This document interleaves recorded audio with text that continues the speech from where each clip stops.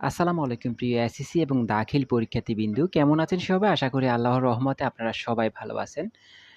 ইতিমধ্যে আপনাদের রেজাল্ট প্রকাশ করা হয়েছে। তো আজকে যে টপিকটা নিয়ে আসলাম সেটা হচ্ছে যারা ১ সাবজেক্ট বা ২ সাবজেক্ট ফেল করেছেন, বিশেষ করে যারা ১ সাবজেক্ট ফেল করেছেন, আপনারা কলেজে ভর্তি হতে পারবেন কিনা? এই জিনিসটা অনেকে জানতে চেয়েছেন।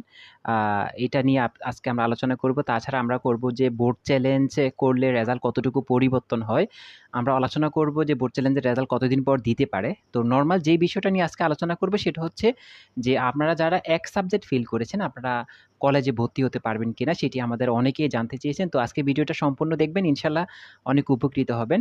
আপনি যদি আমাদের চ্যানেলে নতুন হয়ে থাকেন তাহলে এখনই আমাদের চ্যানেলটিকে সাবস্ক্রাইব করে ফেলুন। কারণ আপনাদের জন্য এত কষ্ট করে ভিডিও বানাই। ভাই হিসেবে একটা সাবস্ক্রাইব আপনাদের কাছে আশা করতেই পারি।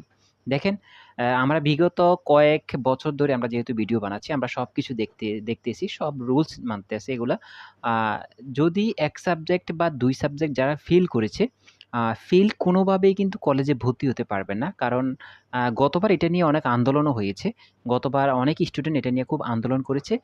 যতই আন্দোলন করুক, উপরের মহল থেকে যদি কোনো রকম নির্দেশনা না আসে, সেক্ষেত্রে আপনারা যতই আন্দোলন করেন, যতই আপনারা এর বিরুদ্ধে প্রতিবাদ করেন বা বলেন যে কলেজে ভর্তি হতে পারবে, এটা একদম ভুল ধারণা। কারণ উপরের মহল থেকে যদি বলে যে ১ সাবজেক্ট যারা ফেল করেছে, ২ সাবজেক্ট যারা ফেল করেছে, নরমালি যারা ফেল করেছে তারা কলেজে ভর্তি হতে পারবে না। তাহলে আপনি যতই চেষ্টা করেন আপনি কিন্তু কলেজে ভর্তি হতে পারবেন না। তো উপরের মহল থেকে এবারও কোনো রকম নির্দেশনা আসেনি। কারণ উপরের মহল থেকে কোনো কিছু বলেইনি যে ১ সাবজেক্ট ফেল করলে কলেজে ভর্তি হতে পারবে। আর আশা করি বলবেও না। কারণ যেটা বিগত বছরগুলোতে হয়ে আসছে এবারও কিন্তু তার ব্যতিক্রম কিচ্ছু হবে না।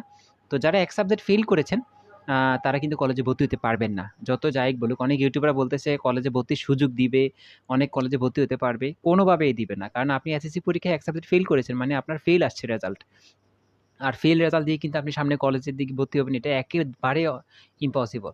তো এটা পারবেন না। এটা কলেজে ভর্তি হতে পারবেন না। এটা আপনারা জেনে রাখেন। আর ২ নম্বর প্রশ্ন যেটা ছিল যে বোর্ড চ্যালেঞ্জ করলে যারা ১ সাবজেক্ট ফেল করেছেন, আপনারা বোর্ড চ্যালেঞ্জ করেছেন। বোর্ড চ্যালেঞ্জ এখনো যারা করেনি, আজকে থেকে শুরু হয়েছে বোর্ড চ্যালেঞ্জের।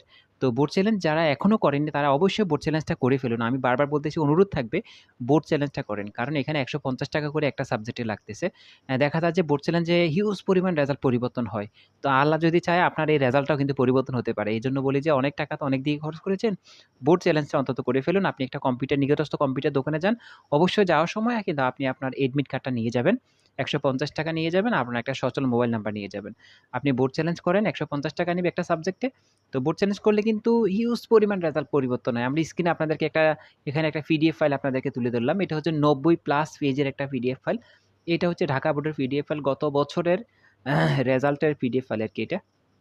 তো দেখেন ৯০ প্লাস আছে এখানে ৯০ প্লাস পেজের মধ্যে কত কতগুলো স্টুডেন্টের এখানে রেজাল্ট পরিবর্তন হয়েছে।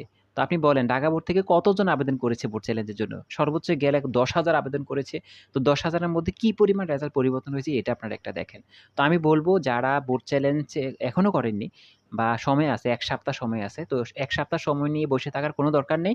আমার ভিডিওটা আপনি আজকে দেখেছেন বা কালকে দেখেছেন, যেই সময় দেখেন আপনি বোর্ড চ্যালেঞ্জের জন্য একটা প্রিপারেশন নিয়ে বাজারে যান বা আপনার নিকটস্থ কোনো কম্পিউটার দোকান থাকলে কম্পিউটার দোকানে গিয়ে বোর্ড চ্যালেঞ্জটা করে ফেলুন। কারণ বর্তমানে বোর্ড চ্যালেঞ্জের কিছু রুলস চেঞ্জ করা হইছে। আপনি ঘরে বসে ট্রাই করতে পারেন। কিন্তু ট্রাই করে যদি কোনোভাবে বোর্ড চ্যালেঞ্জটা যদি ক্যানসেল হয়ে যায় তাহলে কিন্তু আপনি পরে কিন্তু আবার আফসোস করবেন। এজন্য অবশ্যই আমি যেটা আপনাদেরকে বলব, আমি চাইছিলাম আপনাদেরকে এই পদ্ধতিটা দেখানোর জন্য। কিন্তু তারপরেও আমি সিউর হয়ে বলতে চাই যে আপনি নিজে চেষ্টা করবেন সেটার মধ্যে আপনার কনফিউজ থাকতে পারে। এজন্য অবশ্যই আপনার নিকটস্থ কোনো কম্পিউটার দোকানে গিয়ে আপনি বোর্ড চ্যালেঞ্জটা অবশ্যই করে নিবেন। তো আমাদের আজকে ২ টা টপিক নিয়ে আমরা আলোচনা করব। যেহেতু ভিডিও লং হয়ে যাচ্ছে, পরবর্তী ভিডিওতে আমরা ইনশাআল্লাহ সবকিছু নিয়ে আলোচনা করার চেষ্টা করব। তো আজকে আলোচনার বিষয়টা যেটা ছিল প্রথমত ছিল যে যারা ফেল করেছে তারা কোনোভাবেই কলেজে ভর্তি হতে পারবে না। আর বোর্ড চ্যালেঞ্জ করলে আপনারা অবশ্যই রেজাল্ট পরিবর্তন করতে পারবেন। আপনার এক সাবজেক্ট ফেল হয়েছে কি হয়েছে? আপনি বোর্ড চ্যালেঞ্জ করেন ইনশাআল্লাহ রেজাল্টটা পরিবর্তন হওয়ার সুযোগ আছে। আর পরবর্তী ভিডিও আসবে বোর্ড চ্যালেঞ্জ নিয়ে। অনেক ভিডিও আসবে। খুবই গুরুত্বপূর্ণ টপিকগুলো নিয়ে আমরা আলোচনা করব ইনশাআল্লাহ। তো আমাদের সঙ্গেই থাকেন। চ্যানেলটিকে যদি আপনি এখনো সাবস্ক্রাইব না করে থাকেন, এখনই পড়ে গেলেন আমাদের ২ টা চ্যানেল। ২ টা চ্যানেলে আপনি সবসময় যুক্ত থাকবেন। ইনশাআল্লাহ সবসময় উপকৃত হবেন। ভালো থাকবেন, সুস্থ থাকবেন। অবশ্যই যারা এখনো বোর্ড চ্যালেঞ্জ করেনি অবশ্যই বোর্ড চ্যালেঞ্জটা ভালোভাবে করে ফেলুন। আ আপনার নিকটস্থ কম্পিউটার দোকান থেকে করবেন। আপনি ওখানে যোগাযোগ করলে বুঝতে পারেন কি লাগবে। তো আমি যতটুকু জানি যে আপনাদের এডমিট কার্ডটা লাগে। এডমিট কার্ডে আপনার বিষয়ের কোডটা লাগে আর ৳১৫০ করে লাগে। আর কোনো কিছুই লাগে না আমি যতটুকু জানি। তারপর আপনি একটু জানবেন, জেনে আপনি বোর্ড চ্যালেঞ্জটা করে ফেলুন। ভালো থাকবেন, আমাদের সঙ্গেই থাকবেন। পরবর্তী ভিডিও পাওয়ার জন্য অবশ্যই চ্যানেলটাকে সাবস্ক্রাইব করে রাখেন।